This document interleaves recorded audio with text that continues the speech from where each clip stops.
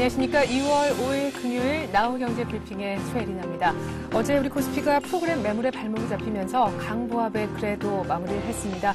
1610선이 지지가 돼서 이틀 연속 양봉이 나와 좋았다라고 했었는데 웬걸요. 간밤에 글로벌 증시가 완전히 급락을 했습니다. 유럽 증시도 평균적으로 2.5% 내렸고 무엇보다 뉴욕에서 다우지수가 6포인트 정도로 끝이 나면서 67포인트로 끝났던 데와는 분위기가 완전히 달랐습니다. 다우가 만선을 위협받자 우리 증시도 완전히 폭락하면서 출발했는데요. 코스피도 1600은커녕 해외발 악재 때문에 3% 이상 밀려 1560선까지 하락해 출발했습니다. 코스닥도 500선이 하회된 4% 이상 급락하면서 출발했는데 말이죠. 일단 원달러 환율 상황도 좋지 못했습니다. 달러화가 초강세를 보이자 25원 급등하면서 출발했는데 이래저래 분위기가 안 좋습니다. 지금 이 시각 현재 수급 상황부터 다시 한번 체크해보죠. 화면 함께 보시겠습니다. 네, 외국인이 현물을 던지네요. 1,600억가량 팔고 있습니다. 그러나 어제와는 상황이 정반대로 선물은 사주고 있는데 1,200개약 그런대로 괜찮게 지금 사주는 모습입니다. 자, 프로그램 쪽 때문에 베이시스가 좀 개선이 됐죠. 차익, 비차익 모두 매수 우위를 보여주면서 총 700억가량의 매수가 잡혀지고 있는데요. 다만 아쉬운 것은 외국인들이 선물을 한 2,000계약 정도 이상만 사주면 완전히 베이시스가 콘탱고로 전환이 될 텐데 콘탱고로 갔다가 지금 다시금 일단은 베이시스가 백어데이션에 머물러 있는 상태가 조금 아쉬운 대목입니다. 개인들이 아침에 현물 쪽 거래소 내에서 많이 던졌었는데요. 지금은 그래도 팔 자세를 좀 많이 잦아든 그런 모습이 그나마 다행이다는 생각이 들고요. 개인들이 역시나 코스닥에만 관심을 조금 보여주고 있습니다. 그럼에도 불구하고 코스닥이 18포인트 정도 하락해서 497포인트를 가리켜주고 있고 코스피는 오히려 50포인트 정도 처음에 출발했던 낙폭을 만회하지 못한 채 1560선에 계속해서 머물러 있습니다. 자, 이 시각 현재 일단 업종별 분위기를 또 한번 보겠는데요. 자, 가장 많이 빠지고 있는 업종은 증권 업종입니다. 역시 지수가 못 가니까 좀 약세를 보여주고 있는데 삼성증권 4%나 빠지고 키움증권, 미래셋도 3%대 내림세 보여주고 있습니다. 제 밖에 금융 그리고 은행 모두 약세인 걸로 봐서 오늘 전반적으로 금융 섹터가 안 좋다 이렇게 정리를 해볼 수가 있겠고요. 얼마 전에 다시금 좀 반등하나 싶었던 건설 업종도 오늘 내리고 있습니다. GS건설 3% 이상, 대림산업은 더 심하네요. 5% 이상, 현대건설도 4%대로 밀립니다. 자, 그리고 철강금속도 어제 금융주와 함께 분위기가 안 좋았었는데 역시나 대장주가 3% 이상 빠져버립니다. 그리고 달러와 강세에 의해서 금값도 많이 빠졌는데 때문에 고려아연도 오늘 5%나 급락을 하고 있고요. 현대제철도 포스코와 비슷한 낙폭을 그려내고 있습니다. 자, 반대로 좀 괜찮은 쪽은 전기가스 그리고 의약품인데 무엇보다 의약품 쪽은 오늘 정부에서 제약주 쪽 그러니까 제약산업에 대한 R&D 연구개발에 세제 지원을 하겠다라는 얘기가 있어서 말이죠. 그나마 한의약품 등등이 2%대 상승세를 이 같은 장에서도 보여주고 있는 것입니다. 시가총액 상위 종목군들 코스피부터 분위기를 한번 보죠. 자, 삼성전자 오늘 대장주 중에 대장주가 3% 급락하고 있고요. 정확하게 75만 원에 걸려 있습니다. 싸기는 뭐 무진장 싸네요. 자, 포스코도 오늘 3% 이상 밀리면서 53만 원까지 깨고 내려갔고요.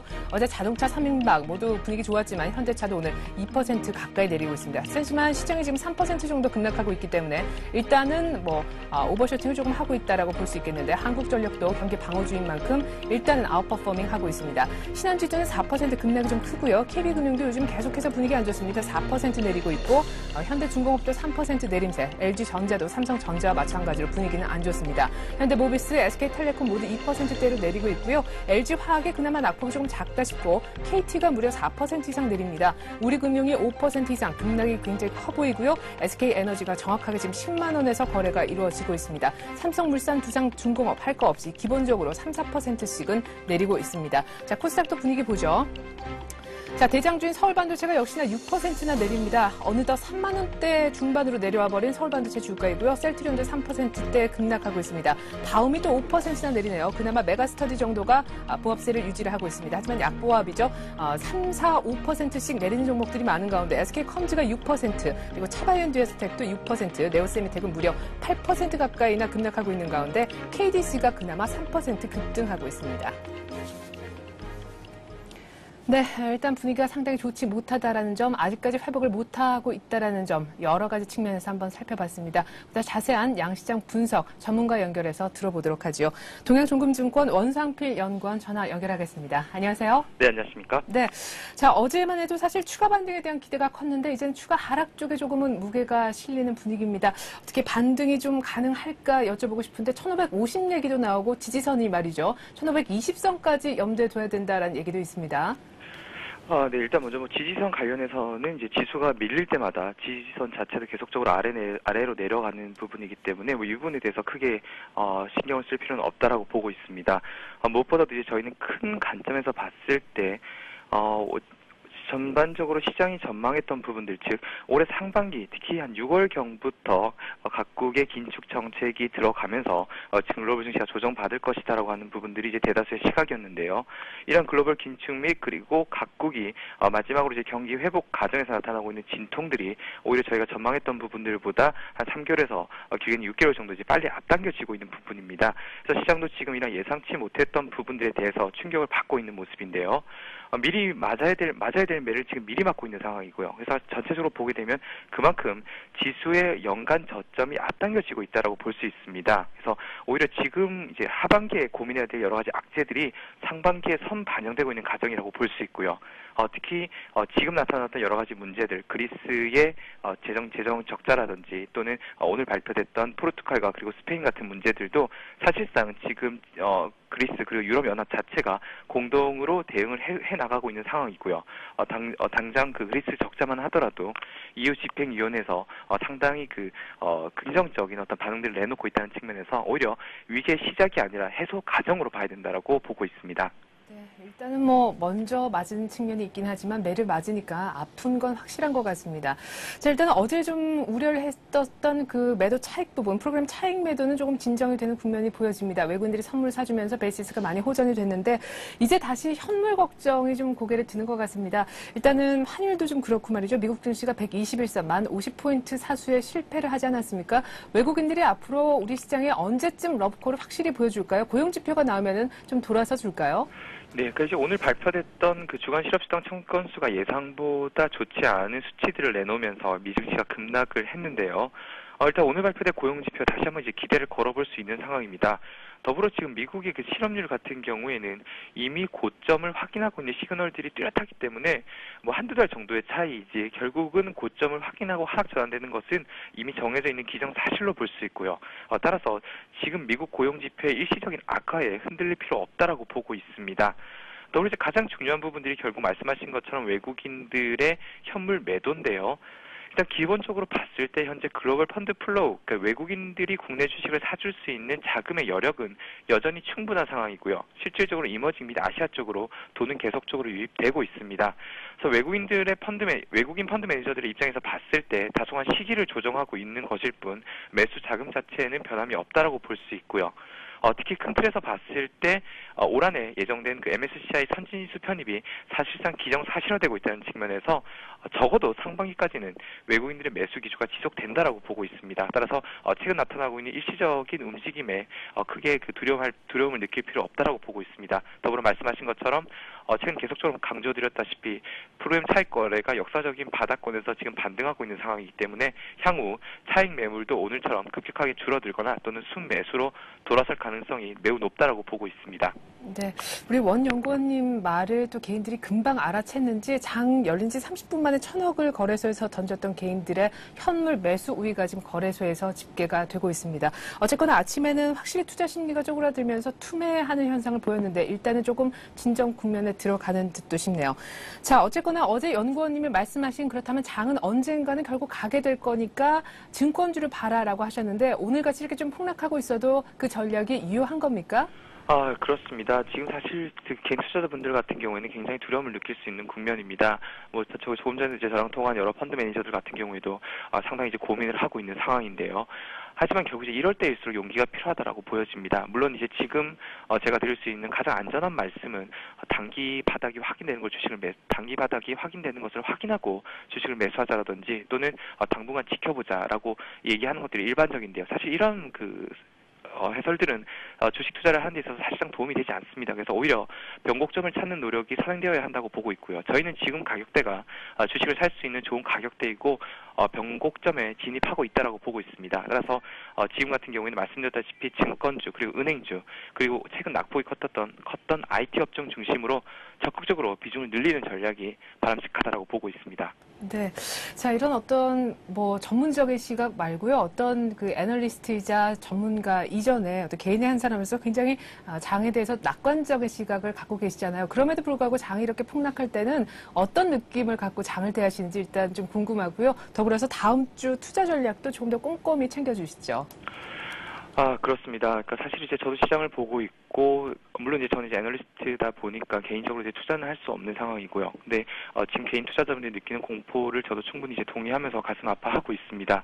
근데 다만 이제 이런 부분들에 있어서 시장에 대응을 할 때 그렇다고 하면 지금 가장 그 현명한 판단은 무엇이냐? 그러니까 과연 보수적으로 대응하고 시장의 바닥이 확인될 때까지 기다릴 것이냐? 아니면 지금 가격대가 충분히 매수하기에 매력적인 구간대라고 하면 한번 적극적으로 매수 권유를 드릴 것이냐? 이 부분인데요. 저 같은 경우에는 지금 가격대로 봤을 때는 주식을 사기에 매우 좋은 기회라고 보고 있습니다. 더불어 지금 그동안 예상하지 못했던 여러 가지 악재들, 특히 그 서유럽과 동유럽 쪽에서 발생되고 있는 이러한 그 악재들이 지수의 저점을 빨리 땡겨주는 그런 어떤 모멘텀으로 역할을 동반으로 하고 있기 때문에 오히려 지수는 의미 있는 저점대를 보다 빠르게 그리고 보다 가벼운 가격에서 확인할 가능성이 높다라고 보고 있습니다. 따라서 지금 같은 경우에는 적극적으로 주식 비중을 늘릴 구간이라고 보고 있습니다. 네, 원상필 연구원님 말씀 드리니까 또 힘이 막 나는 것 같습니다. 잘 들었습니다. 네, 감사합니다. 네, 동행정보증권 원상필 연구원과 전화 연결해보면서 이 시각 현재 주식시장 상황 알아봤습니다.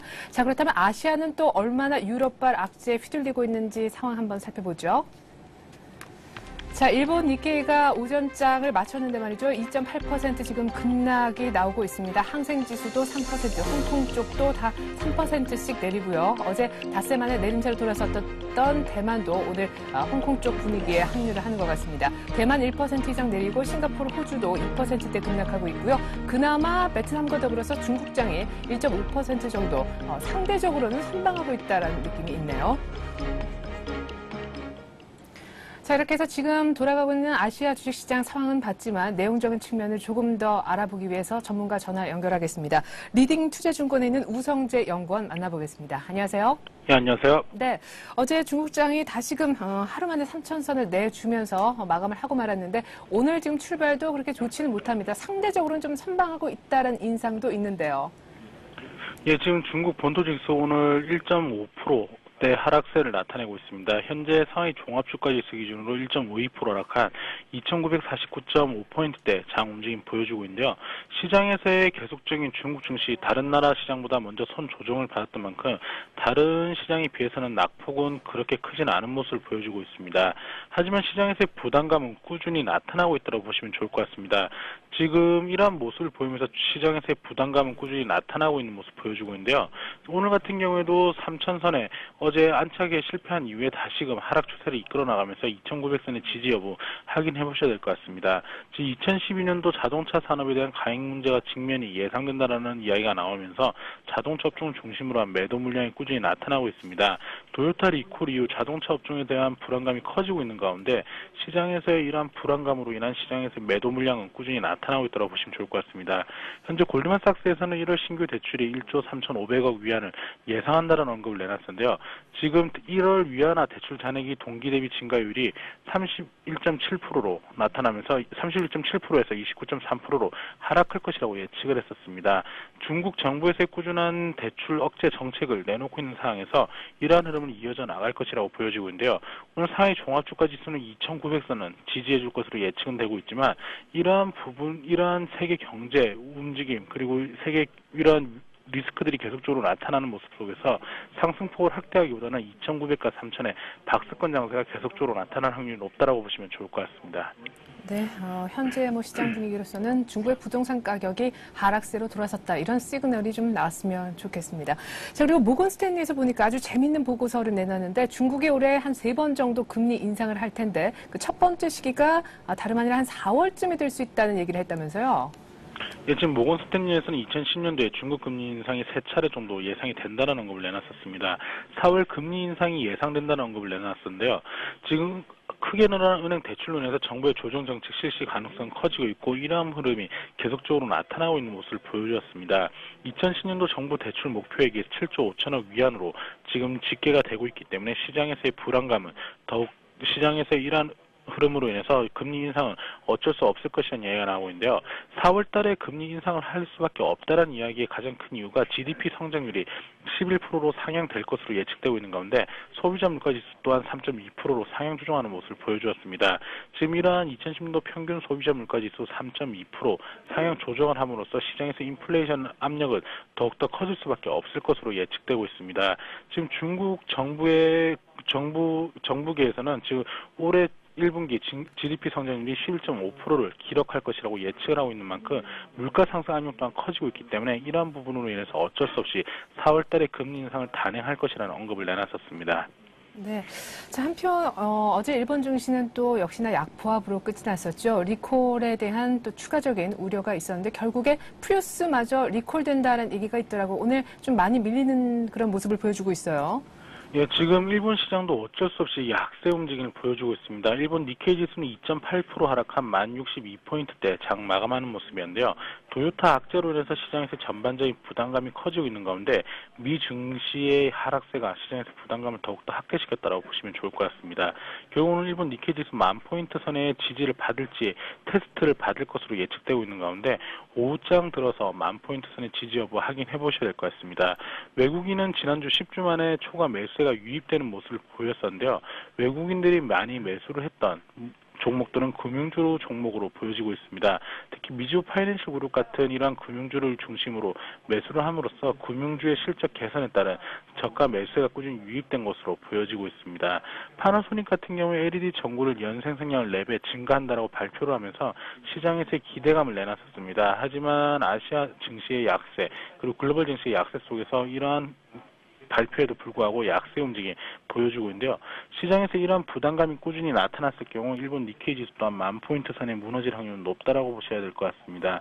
하지만 지금 미 증시의 하락세가 계속적으로 이어져 나가기보다는 유럽 증시의 이러한 악재가 어느 정도 안정 추세로 전환됐을 경우 반발 매수의 유입과 함께 일본 니케이 지수 또한 10,000포인트 선은 강하게 지지해 줄 것으로 예측되고 있기 때문에 이러한 부분을 염두를 하시면서 접근을 하셔야 될 것 같습니다.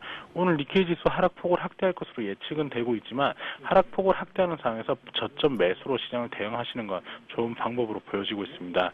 오후장 들어서 일본 니케이 지수 10,000포인트 선 지지 여부 확인하시면서 시장 접근하셔야겠습니다. 네, 리딩투자증권 우성재 연구원과 함께 아시아 증시 상황 알아봤습니다. 고맙습니다. 고맙습니다.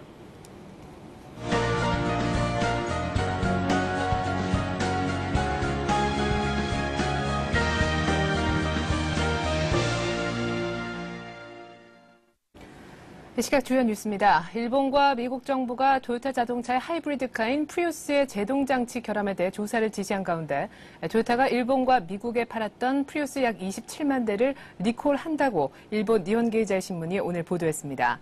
토요타는 일본 국토교통청과 미국 교통부에 프리우스 리콜에 관한 신청서를 제출하고 제동장치 결함 원인으로 추정되는 미끄럼 방지 자동 제어 장치 소프트웨어를 수정할 방침입니다. 그러나 토요타 측은 프리우스 수리 기간에도 미국에서 프리우스의 판매를 중단할 계획이 없다고 밝혔습니다. 국내에 수입된 토요타 프리우스는 모두 540대가량으로 국토해양부는 자동차 성능연구소에 성능 조사를 의뢰해둔 상태며 아직 공식 리콜은 결정하지 않았습니다. 앞으로 정부의 구인 구직 사이트에 등록한 구직자가 중소기업에 취업할 때 최대 180만 원의 취업 장려금이 지급됩니다. 정부는 오늘 오전 열린 위기관리대책회의에서 2010 고용회복 프로젝트 세부 추진 방안을 발표했습니다. 정부의 구인 구직 사이트인 워크넷 데이터베이스에 등록된 구직자가 빈 일자리 데이터베이스에 등록된 중소기업에 취업하면 취업 후 한 달 경과 시 30만 원, 6개월 경과 시 50만 원, 1년 경과 시 100만 원 등 최대 180만 원을 지원하기로 한 겁니다. 중기 취업 장려금은 이달 12일 이후 신규 취업자를 대상으로 내년 상반기까지 지원되며 1,000억 원가량의 추가 재정이 소요될 전망입니다. 정부는 또 구직자들이 직업훈련에 전념할 수 있도록 훈련 기간의 생계비 대부 조건을 완화하기로 했습니다. 생계비 대부의 상환 기간은 현행 1년 거치 3년 균등 분할 상환에서 3년 거치 5년 분할 상환으로 연장되고 이자율도 2.4%에서 1%로 인하됩니다. 윤중현 기획재정부 장관이 신약 연구 개발에 대해 세제 지원을 약속했습니다. 윤 장관은 오늘 오전 과천청사에서 신약 개발은 많은 비용과 시간이 드는 만큼 바이오 제약 산업과 화합물 의약품을 연구 개발 비용 세제 공제 대상에 포함하겠다고 밝혔습니다. 이날 회의에는 동아제약과 한미약품 대표이사들이 참석해 신약 개발에 있어 정부의 전폭적인 세제 지원이 필요하다는 점을 설명했고 정부는 다음 주 제약산업 발전을 위한 종합대책을 내놓기로 했습니다. 근로자가 육아휴직을 신청할 수 있는 대상 자녀가 현행 만 3세 미만에서 6세 이하로 확대됐습니다. 노동부는 어제 이 같은 내용의 남녀 고용평등과 일, 가정, 양립 지원에 관한 법률 개정안을 시행했습니다. 개정안에 따르면 육아휴직 대상 자녀 요건을 생후 3년 미만의 자녀에서 만 6세 이하의 초등학교 취학 전 자녀를 확대하고 입양 자녀 또한 육아휴직 대상에 포함시켰습니다. 다만 부칙을 통해 육아휴직 신청 대상을 2008년 이후 출생자나 입양한 자녀가 있는 근로자로 한정했습니다. 이로써 이미 2008년부터 육아휴직 대상 자녀 연령을 만 6세 이하로 확대 시행하고 있는 공무원에 이어 민간 기업에서 일하고 있는 근로자도 내년부터 실질적인 혜택을 볼 수 있게 됐습니다.